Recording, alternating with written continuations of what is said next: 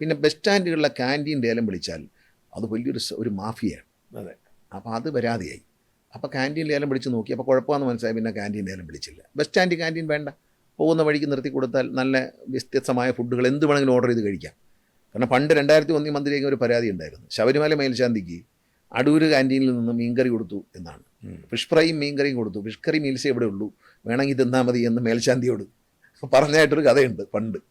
അപ്പോൾ അതുപോലെ അങ്ങനെയുള്ള കഥകളായിരിക്കും. ഇപ്പം ബസ് സ്റ്റാൻഡിലില്ല ക്യാൻറ്റീൻ. ബസ് സ്റ്റാൻഡ് ക്യാൻറ്റീനുകൾ വളരെ കുറച്ച്. തൃശ്ശൂർ മാത്രമേ ഉണ്ടായിരുന്നുള്ളൂ. ഇപ്പോൾ തൃശ്ശൂർ പൊളിച്ചു നമ്മൾ.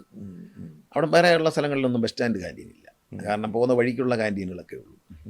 അതിൻ്റെ സ്കോപ്പ് എന്താണ്? ജീവനക്കാർ മാത്രമാണ്, അതൊരു ചെറിയ വിഭാഗം മാത്രമല്ലേ? നേരിട്ട് ജനങ്ങളുമായി സമ്പാദിക്കുന്നത് ജീവനക്കാരാണ്. അവരുടെ പെരുമാറ്റത്തിൽ വന്ന മാറ്റമാണ് ഈ വിജയത്തിൻ്റെ ഒരു കാരണം. കാരണം നമ്മളെ അട്രാക്റ്റ് ചെയ്യാണ്. കാരണം ജനസംഖ്യ വർദ്ധിച്ചിട്ടില്ല. സാധാരണ കഴിഞ്ഞ വർഷം KSRTC യാത്ര ചെയ്യുന്ന യാത്രക്കാൾ അതിനേക്കാൾ 16 ലക്ഷം യാത്രക്കാർ അധികമാണ് ഈ മാസം വന്നിട്ടുണ്ട്.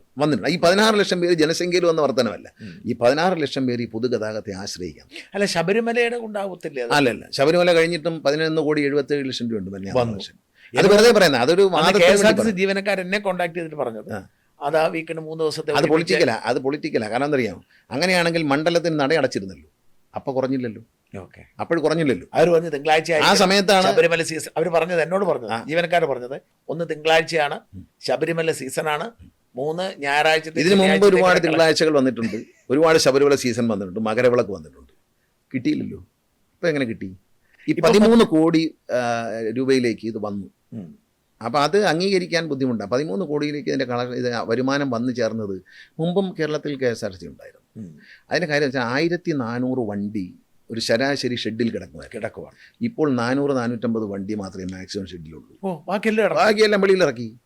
അതല്ലേ പ്രൈവറ്റ് ബസ്സുകാരോട് സമരം ചെയ്തോളൂ എന്ന് പറയുന്നത്. കാരണം എന്താ, എവിടെ 100 പ്രൈവറ്റ് ബസ് സമരം ചെയ്താൽ 200 വണ്ടി അവിടെ എത്തിക്കാൻ ഇന്ന് KSRTC കപ്പാസിറ്റി ഉണ്ട്.